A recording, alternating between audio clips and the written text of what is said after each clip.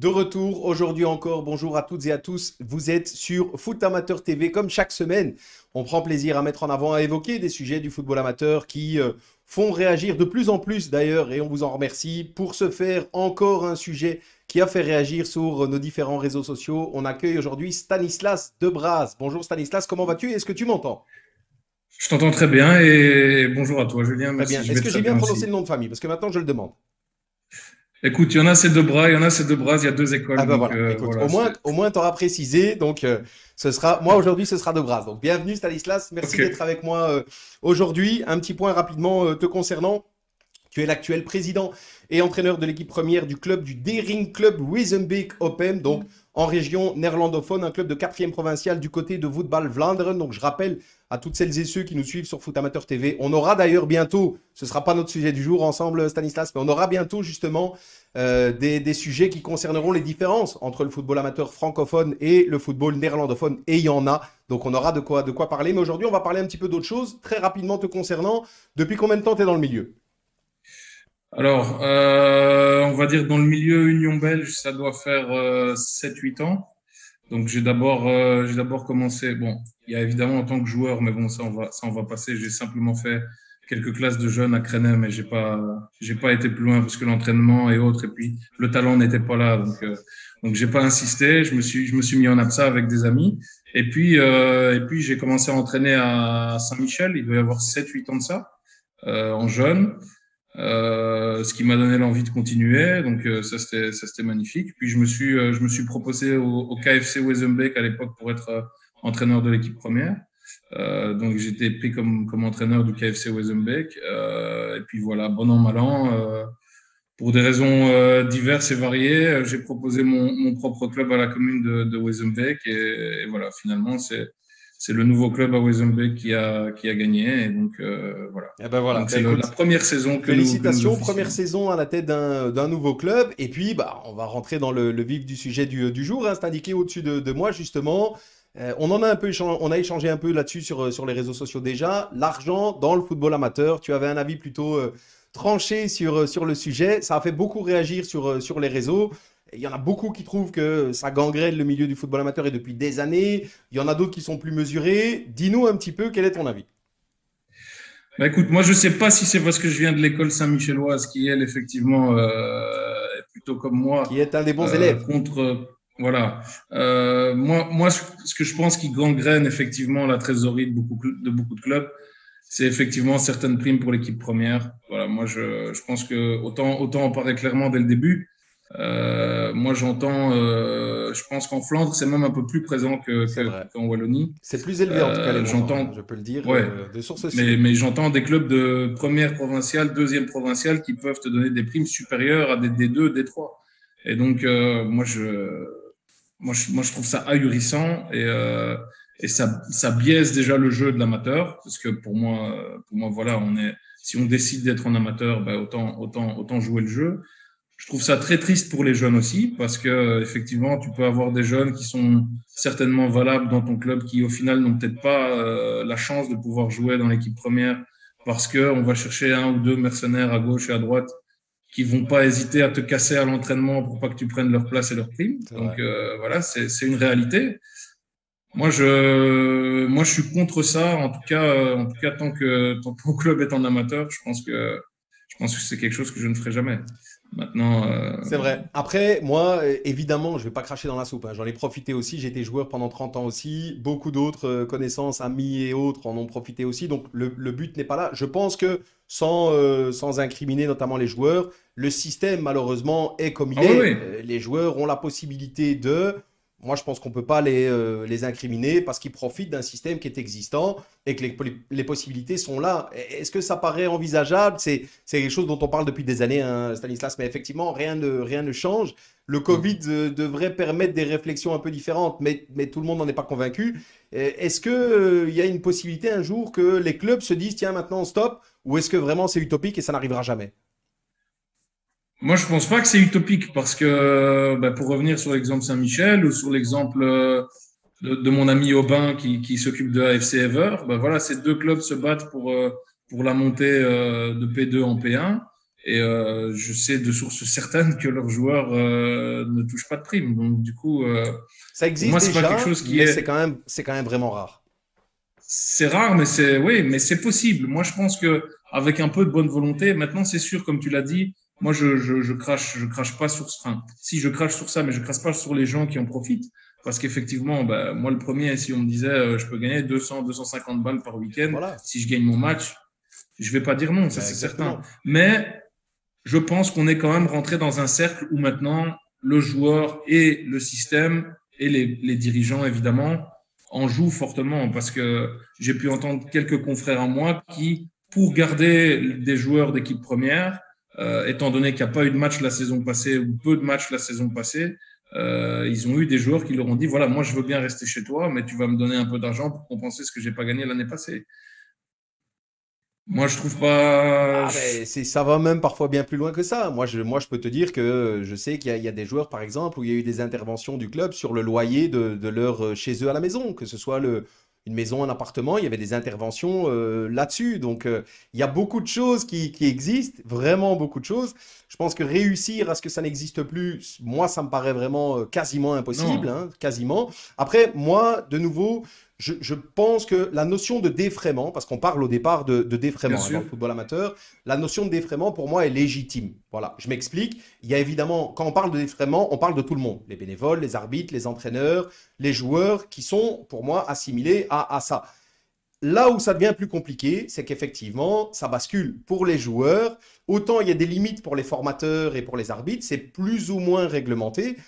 Autant pour les joueurs, ça peut partir un peu dans tous les sens. Et là, effectivement, beaucoup nous ont dit, par exemple, sur les réseaux, beaucoup nous ont dit, ouais, mais c'est aussi de la faute des clubs. Parce que les clubs, finalement, jouent la surenchère. Donc, un joueur Bien qui sûr. peut-être voudrait rester dans un endroit où il se sent bien, si le garçon a vraiment des qualités, fatalement, il va être sollicité par d'autres clubs qui peut-être vont venir avec des offres assez incroyables. Un jeune joueur qui peut mettre plus que du beurre dans les épinards de son quotidien, ben, effectivement, moi, je comprends qu'il y réfléchisse aussi et qu'il se dise, bon, ben, peut-être un peu par défaut, mais je peux pas refuser ce qu'on me propose. Bien sûr, ça j'en disconviens pas. Allez, on va pas être plus catholique que le pape. Il y a personne qui va cracher sur de l'argent, d'autant plus de l'argent qu'on peut gagner en faisant un hobby et en faisant quelque chose qui nous plaît. C'est sûr, on est humain, 99% des gens vont l'accepter. Ouais. On n'est pas là pour jouer le chevalier blanc. Moi, je suis totalement d'accord avec ça.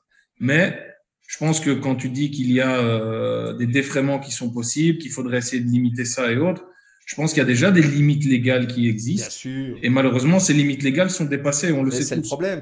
Donc Exactement. voilà, si j'entends que le défraiement d'un joueur, c'est 25-30 euros, mais qu'on est à des 250 euros la victoire, par mois, si ton équipe gagne les 4 matchs, tu les dépasses largement. Ouais. Donc Il y a bon, même moi il y a même des primes à la signature en provincial qui sont parfois pas piquées des verres. il y a des primes à la signature, il y a des primes de but, il y a, voilà, je dis pas qu'on participe à l'achat d'une paire de chaussures, qu'on Ouais, participe c'est à des ça. choses, des remboursements de déplacements et ou autres. Ça, moi, je suis totalement d'accord avec ça. Je pense que en quatrième, troisième provincial, puisque chez nous, il y en a 4, en tout cas en Brabant flamand, je pense que c'est pas du tout nécessaire. Moi, je pense que justement, ça devrait être quatrième, troisième provincial, des tremplins pour des jeunes qui ont envie d'essayer de se montrer plus haut, pour des jeunes qui ont envie d'essayer de percer. Moi, je pense que ce serait ça qui est utile. Bon, percer, on s'entend, percer Ouais, bien sûr. en provincial, évidemment. Mais moi, je pense que c'est surtout ça qui serait nécessaire. Mais Entendre.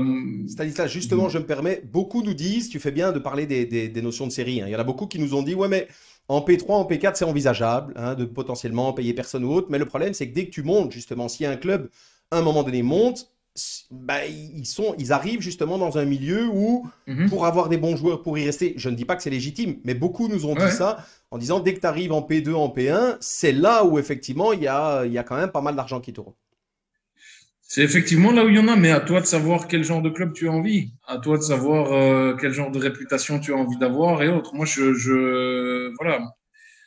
Moi, je pars du principe où si mes joueurs sont là, c'est qu'ils ont envie de gagner, prime ou pas prime. Moi, entendre des joueurs qui ont envie de se donner à fond rien que parce qu'il y a de l'argent, je trouve ça vraiment triste à un niveau dans lequel on est, parce que je pense, après je me trompe peut-être, mais je connais des joueurs amateurs, quand je veux dire amateurs en APSA, qui sont bien meilleurs que certains pays qui Ouais, ramassent moi aussi, 150 euros la prime. c'est vrai. Donc, du coup, moi, ça, c'est vraiment, à un moment donné, je sais pas, je peux pas concevoir. Bon, moi, j'ai été très embêté par la trêve qu'il y a eu à cause du Covid, on va dire, parce que pour moi, cette trêve où on disait, voilà, il peut pas y avoir de supporters, pas d'entrée, pas du coup de cafétéria qui tourne, pour moi, c'est juste pour payer l'équipe première, en fait. C'est pour dire, voilà, mon équipe première paye pas, donc joue pas, donc je devrais pas les payer.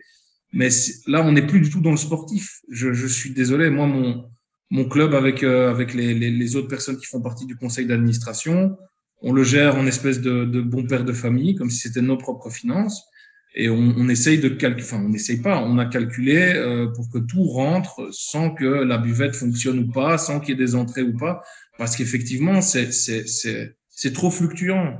Et donc, moi, je trouve dommage de devoir couper. Nous, on a eu la chance en Flandre que les championnats jeunes ont pu continuer, mais en ACFF, qu'on ait même coupé les championnats de jeunes, peut-être pour légitimer que le championnat adulte, on le coupait aussi. Pour moi, c'est ahurissant. C'est pas possible. Et Comme c'est je dis finalement souvent, je lié à tiens pas un ça, tu commerce, le je dis tiens pas un bien. café, moi. Et c'est finalement lié à ça, c'est à cette nécessité pour beaucoup de clubs d'assumer les engagements financiers, notamment, il n'y a pas que, mais notamment au niveau des joueurs de l'équipe première, évidemment. C'est ça, c'est ça. Et je trouve ça, allez, après, chacun son éthique. Mais même si j'étais joueur d'un de ces clubs et que oui, on me disait, ta prime est de 150 euros la victoire. OK, on a un peu une passe difficile pendant 2, 3 semaines avec le Covid. Je joue gratuitement. J'ai envie d'y aller. J'ai envie de jouer. Je peux pas croire que des joueurs sont contents de pas jouer pendant 3 semaines. Argent ou pas argent. Enfin, je veux Ouais. dire, Ça, de c'est dommage. nouveau, Ça casse. tu fais bien de le dire, hein, Stanislas, parce qu'on a eu aussi des messages dans ce sens-là. Là encore, c'était peut-être pas la généralité, mais voilà, moi je peux te dire aussi de source sûre qu'il y a beaucoup de joueurs, moi, qui m'ont dit, nous on est prêt à jouer gratuitement, si on peut reprendre, même si on n'est pas payé pendant 2, 3, 4 matchs, peu importe, on a envie de jouer, donc on en est revenu quand même à ça. Il y a quand même eu, c'était peut-être pas une généralité, mais en tout cas ça existait aussi, ça Ah aussi ouais, il mais faut le reconnaître. j'espère bien, j'espère bien. J'ai toujours envie de croire que l'humain est meilleur que ce que je crois, donc j'espère bien effectivement. Mais allez, moi j'ai vraiment envie d'avoir un. Pour moi, ce qui est important dans les clubs de sport, c'est vraiment essayer de donner une image positive pour les jeunes qui deviendront des futurs adultes. Et on le sait, quand on a 15, 16, 17 ans et qu'on est dans un club où ça paye, ces jeunes-là savent déjà que ça paye. Enfin, je C'est veux vrai. dire, c'est des choses qui sont connues. Et que des gamins aient envie de se dire, bon, ben voilà, moi, je veux juste y aller et me donner parce que peut-être que je vais réussir à gagner 3, 4, 5, 6, 800, 900 euros par mois en tapant le ballon. Je trouve ça vraiment dommage. C'est de la perversion, en fait. Ça pervertit la beauté de notre C'est sport. Et vrai. je trouve que pour ce qu'on appelle le foot amateur, ça ne devrait pas avoir lieu. Des défraiements, comme tu le dis, qui rentrent dans le cadre légal, voilà. Ou des petites aides à gauche et à droite. On organise un repas tous les mois, on vous invite au resto, on fait une chouette préparation aussi pour en revenir comme l'a fait Saint-Mich, une chouette prépa d'avant-saison pour sa première. Essayer de donner des choses comme ça, je comprends totalement. Mais du cash pour du cash, surtout qu'en plus, on sait que ce cash est dans une enveloppe, on va dire ça gentiment. Voilà, moi je trouve ça. D'où vient cet argent? Est-ce qu'il n'y aurait pas moyen d'en faire autre chose pour les jeunes? Est-ce qu'il n'y aurait pas moyen d'améliorer des infrastructures? Est-ce qu'il n'y aurait pas moyen aussi? Voilà, je trouve qu'on doit avoir un peu un but social. Est-ce qu'il n'y aurait pas moyen d'abaisser un peu les cotisations des parents avec cet argent plutôt que le donner Ah, à. c'est clair que J'entends. dans un monde idéal, Stanislas, où les équipes premières ne seraient plus payées, ça n'existera peut-être jamais, mais dans un monde idéal, c'est clair qu'évidemment, gérer son budget est complètement différent. Bien sûr que tous les clubs récupèrent des montants importants qui pourraient être réinjectés dans la vie du club d'une manière différente. Oui, c'est sûr, c'est sûr. Bon, après, peut-être que d'ailleurs, tu vois, c'est le maillot de mon club. Peut-être que j'aurais dû prendre un maillot rouge plutôt qu'un maillot Ah, il faut bleu. que tu nous dises Mais quel club c'est, parce qu'on ne le voit pas bien, elle est coupée, donc il faut que tu nous dises de quel club c'est. ben ça, c'est le mien. C'est celui Ah, c'est du celui de Daring, en Wiesenbeek. fait. Eh C'est ben le maillot voilà. du club, en fait. Il y a plusieurs maillots dans la cafétéria et il y en a un Eh du ben club. écoute, Donc, tu nous en voudras pas parce qu'il est coupé. Il faudra que tu nous le mettes ouais, je comprends. en photo, en commentaire. Alors, comme ça, au moins, on l'aura. Pas de problème, pas de souci. Mais oui, effectivement, moi, je trouve que il y a peut-être moyen de faire. En tout cas, moi, ce qui m'a dérangé fortement, c'est de se plaindre qu'à cause du Covid et qu'à cause du manque de rentrée, on ait des C'est difficultés. vrai. Moi, je suis désolé, c'est une donnée qui était fluctuante et qui n'était pas imaginable. Mais le vrai problème, c'est le fait de donner peut-être toutes les semaines 2500, 3000 euros à son équipe première. C'est vrai. Pour Et moi, c'est ce c'est qui ça le fond du problème. finalement a aussi impliqué des décisions importantes comme l'arrêt du sport, de la pratique du sport, parce qu'il y avait ces difficultés-là, justement, des clubs et qui l'avaient renseigné comme tel auprès de la fédération. Exactement. Et moi, je comprends un monsieur, j'ai vu les interviews que tu as faites de monsieur Ah, c'est Delferrière, bien, tu etc. suis Stanislas. Voilà, oui, oui, bien sûr, bien sûr. Et je comprends totalement que les instances aient besoin et doivent protéger leurs affiliés, leurs équipes affiliées, même si peut-être que les pratiques qui amènent à ces choix ne sont pas cautionnées par la fédération.